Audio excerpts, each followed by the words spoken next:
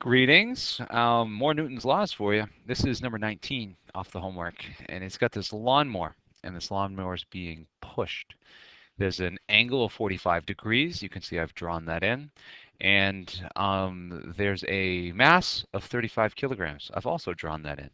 Now, the force that is being pushed on is 55 newtons. So I'm going to write 55 newtons. And this is what that force is on this particular angle. So that 55 newtons goes in this particular direction, right? Now this 55 newtons will create two separate vectors, one of which is going to be down, and the other of which is in the direction of motion. And so we're taking this hypotenuse of a right triangle and we're breaking it up into its two components, something that shouldn't be anything too crazy. We've done this a lot of times before. Now, we have a coefficient of friction mentioned, and it in fact asks for the coefficient of friction. So as soon as we hear something about a coefficient of friction or friction is mentioned, we should be saying, well, then I know FF equals mu times Fn. And I got to see, well, what pieces of this puzzle can I look for? And in fact, it's looking for the coefficient of friction. So that means I should be able to figure out in some way, shape, or form the two other pieces, which is FF and Fn. And if I can solve both FF and Fn, then I can find mu, which is in fact what it's looking for, the coefficient of friction, which is shown here, right? And so I'm looking for mu. With the information shown, by all means, I can get there. Let's see if we can't get there. 35 kilograms is the weight. So I mean the mass. So we need to find the weight, and weight is Fw, and Fw equals m times g. And so my mass is 35 kilograms times gravity.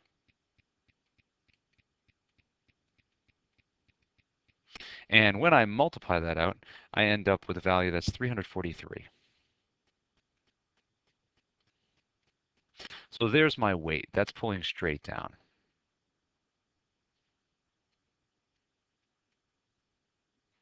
And as we do more and more of these, we're going to find that the force in the direction of motion is the frictional force. And this opposite leg, when we're not traveling on an inclined plane, but we're pushing on an incline, is a component of Fn.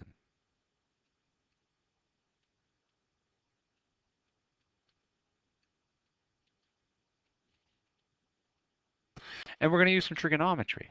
This component of Fn is the opposite, the 45-degree angle, and opposite over hypotenuse is sine. So if I took the sine of 45 and I multiplied that by 55, that's going to give me that value. And that value turns out to be 38.8. And now the force of friction is going to be similar. Because it's a 45-degree angle, the answers will come out the same. The cosine of 45 degrees times 55 newtons. And you're going to get the same 38.8 newtons. Now this is kind of a coincidence and isn't always the case, but it's the result of having a 45-degree angle. Sine and cosine are identical quantities.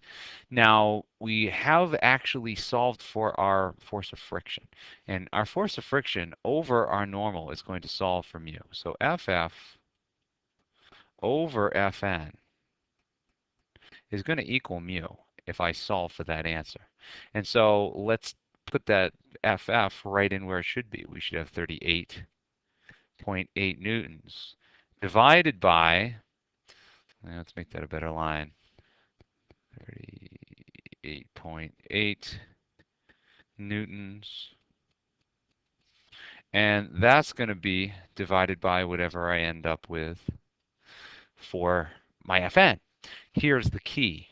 The Fn is, well, the weight, because the weight is perpendicular to the surface, but we have another vector involved. We have this vector that's part of pushing it. And so we have this vector here. You see this thing?